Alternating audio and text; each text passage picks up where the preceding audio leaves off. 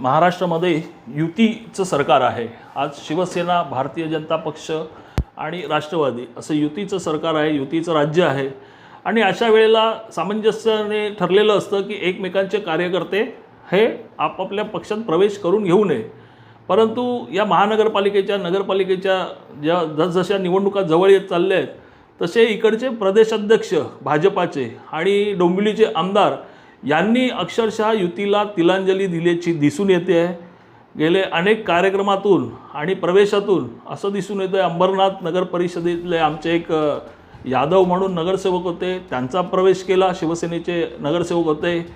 कल्याणपूर्वतले नगरसेवक होते, त्यांचा प्रवेश करून घेतला। आणि आज काही आमचे पदाधिकारी डोंबिवलीतले शिवसेनेचे यांचासुद्धा प्रवेश करून घेतला। यांना युती नको आहे का, तर त्यांनी स्पष्ट सांगावं। तर त्यांनी या माध्यमातून स्पष्ट सांगितलेलं आहे। त्यांनी तिलांजली, मी पहिला शब्द वापरला की तिलांजली दिली आहे। मागील काही कार्यक्रमात सुद्धा ते स्वतः आज प्रदेश अध्यक्ष आहेत। प्रदेश अध्यक्षाचं काम असतं की युती धर्म पाळायचा। त्यांनी स्पष्ट संकेत दिलेले आहेत त्यांच्या बॅनरवरून, त्यांच्या भूमिपूजनावरून कुठेही युती धर्म पाळला जात नाही। आणि असं जर असेल तर आम्ही माझ्या ट्विटमधून मी संदेश माझ्या पक्षप्रमुखांना, माननीय एकनाथ शिंदे साहेबांना, खरं म्हणजे एकनाथ शिंदे साहेबांच्या कामामुळे, कार्यामुळे, ते मुख्यमंत्री असताना त्यांनी जे काम केलं होतं त्या कामामुळे पुन्हा सरकार बसलं, पुन्हा युतीचं सरकार आलं।